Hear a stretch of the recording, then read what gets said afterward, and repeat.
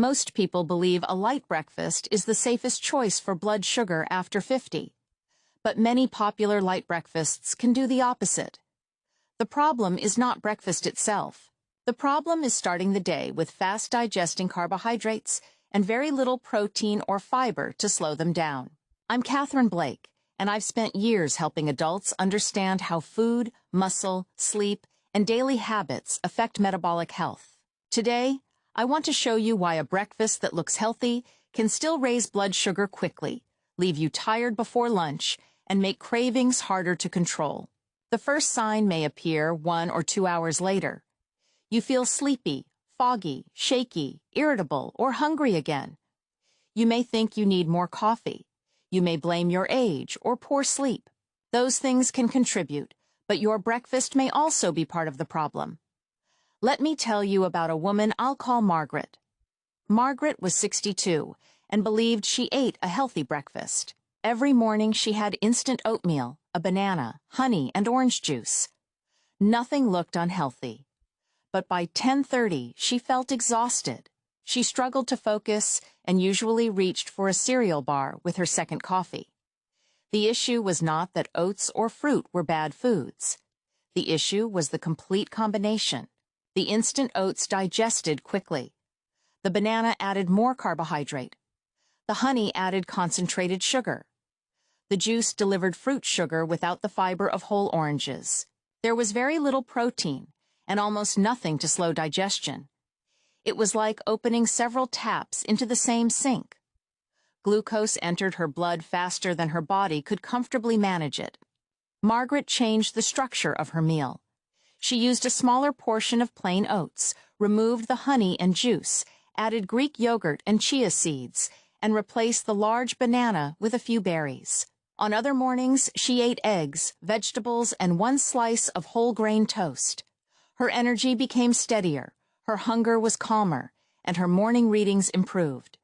Many people believe table sugar is the only thing that raises blood glucose.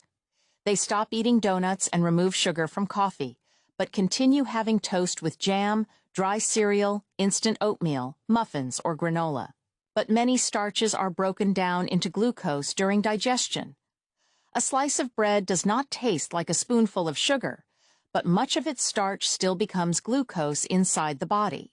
The problem begins when a large amount of quickly digested carbohydrate arrives without enough protein, fiber, or healthy fat to slow it down. Think of your digestive system as a train station. A balanced breakfast releases passengers gradually. The platform stays organized, and insulin can guide glucose out of the bloodstream and into the cells. A fast carbohydrate breakfast releases several crowded trains at once. The platform fills quickly, and the pancreas must work harder to control the rush. Insulin works like a key. It helps glucose move from the blood into muscles and other tissues. With insulin resistance, the lock becomes harder to open. Glucose can remain in the blood longer. After 50, this system may become less efficient. Many adults become less active. Muscle mass may decline. Sleep may become more disturbed. Abdominal fat may increase. Hormonal changes and some medications can also affect blood sugar.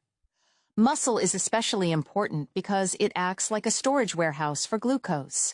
When your muscles are strong and active, the warehouse has many open spaces. When muscle mass decreases, some of those spaces close. Glucose deliveries still arrive, but there are fewer places to put them. The solution is not to remove every carbohydrate. It is to stop eating carbohydrates alone. Instead of toast by itself, have toast with eggs and vegetables. Instead of a banana alone, have a smaller banana with plain yogurt and nuts. Instead of sweet oatmeal with honey and dried fruit, have plain oats with seeds, berries, and a protein source. Carbohydrates need breaks. Some of the fastest carbohydrates are not eaten. They are poured into a glass.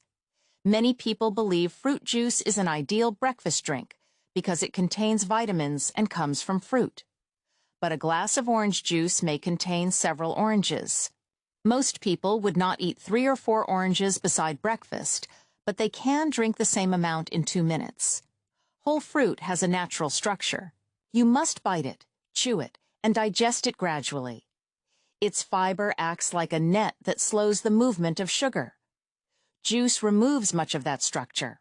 Smoothies can create the same problem when they contain bananas, mangoes, dates, honey, sweetened yogurt, oat milk, and juice. Sweetened coffee is another trap. Your body does not separate the sugar in your cup from the carbohydrate on your plate. It all enters the same system. Choose water, plain tea or coffee without added sugar more often. Choose whole fruit instead of juice.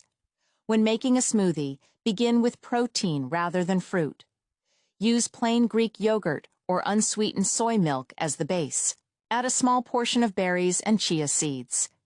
Your smoothie should resemble a balanced meal, not a dessert with a straw. Protein is another part many adults leave out. Some people eat only toast, cereal, fruit, or a small bowl of oatmeal because they are trying to control calories. But after 50, protein becomes more important, not less. Protein helps maintain muscle. It also slows the meal and helps you stay satisfied longer. A carbohydrate-only breakfast is like a sheet of newspaper placed on a fire. It burns quickly. A mixed breakfast containing protein and fiber is more like a thick log. It burns more slowly and provides steadier energy. Good breakfast protein sources include eggs, plain Greek yogurt, cottage cheese, tofu, beans, lentils, fish, and unsweetened soy foods. The simplest test is to look at the center of your breakfast. When the center is cereal, bread, pastry, or fruit, protein may only be a small extra. When the center is eggs, yogurt, tofu, beans, or another clear protein source, carbohydrate becomes the supporting part of the meal. Food packaging can make this difficult.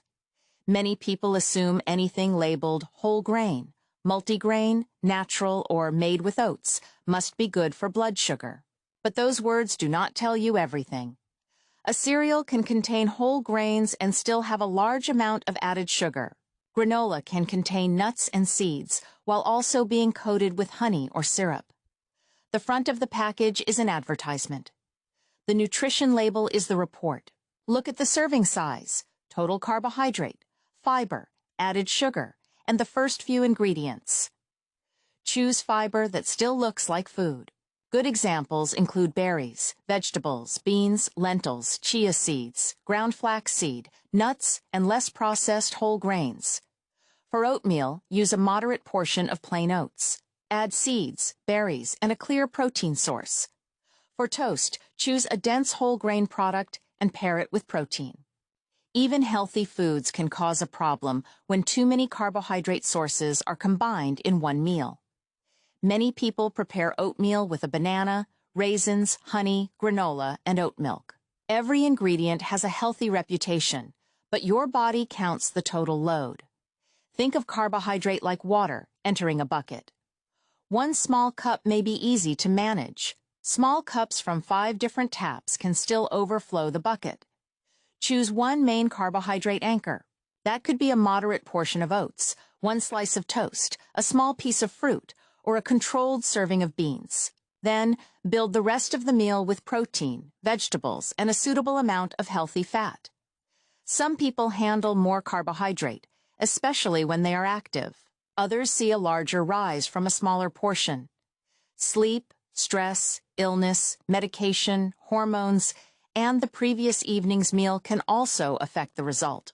When medically appropriate, use your own blood sugar readings to identify patterns. Do not judge a meal from one unusual day.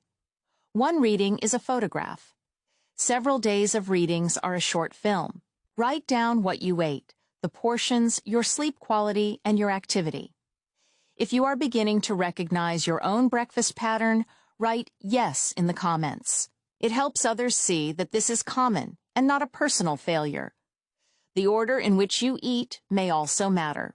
Beginning with the fastest carbohydrate may cause glucose to enter the bloodstream more quickly. Imagine a playground slide.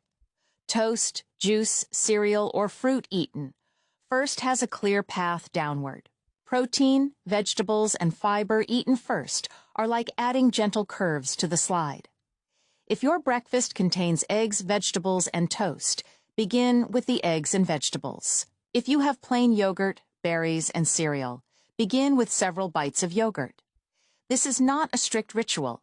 It simply places some resistance in front of the fastest part of the meal. Eating speed matters too. Sit down when possible, chew your food, and slow the meal slightly.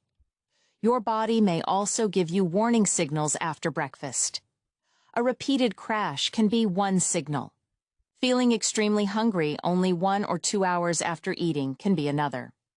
Other possible signs include sleepiness, poor concentration, irritability, shakiness, and strong cravings. These symptoms do not prove you have a blood sugar problem. They may also come from poor sleep, dehydration, anxiety, anemia, medication, or other conditions. The mistake is ignoring a repeated pattern. Think of the dashboard in a car. One warning light does not tell you exactly which part needs attention. It tells you to investigate. Notice how you feel before breakfast, 1 hour after eating, and 2 or 3 hours later. When you monitor glucose, compare different breakfast structures. Try your usual breakfast on one day. On another similar day, add protein and fiber. On another, replace juice with water and whole fruit. Change one major factor at a time. People taking insulin or glucose-lowering medication should not make major carbohydrate changes without medical guidance. Reducing carbohydrate while taking the same medication may increase the risk of low blood sugar. Repeated high readings should also be discussed with a healthcare professional. What you do after breakfast matters as well. Many people believe exercise only counts when it is long and intense. But the body responds to smaller amounts of movement. After breakfast, glucose begins entering the blood. Your muscles can use some of that glucose for movement. A short walk gives the glucose somewhere to go. Think of your muscles as workers inside a warehouse. When you sit completely still, fewer workers come to the loading area. When you walk or move around, more workers begin handling incoming deliveries. A 10-minute walk after breakfast may help reduce the post-meal rise. You could also tidy the kitchen, water plants, walk through the house, or perform gentle seated movements. The goal is not exhaustion. It is simply to avoid complete inactivity while glucose is entering the bloodstream. A short walk supports the meal, but it does not erase it. Walking after a large sugary breakfast is like opening an extra drain while several taps are still running. The drain helps, but reducing the flow is still important. The night before can also change how your body responds to breakfast. Poor sleep, a late heavy dinner, and stress can all influence morning glucose. The liver works like an emergency fuel storage center. During the night and early morning, it releases glucose so your brain and organs have energy. In people with insulin resistance or diabetes, the liver may release more than the body needs. Then breakfast adds another glucose delivery.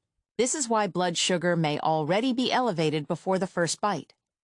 The answer is not automatically to skip breakfast. Some people do well eating later. Others become extremely hungry, overeat later, or risk low blood sugar because of medication. The better approach is to see breakfast as part of a full-day pattern. Protect your sleep. Avoid frequent late-night eating. Stay active. Preserve muscle. Follow medication instructions. A balanced breakfast can be built from 4 simple parts. Begin with a clear protein source such as eggs, plain Greek yogurt, cottage cheese, tofu, beans, or fish.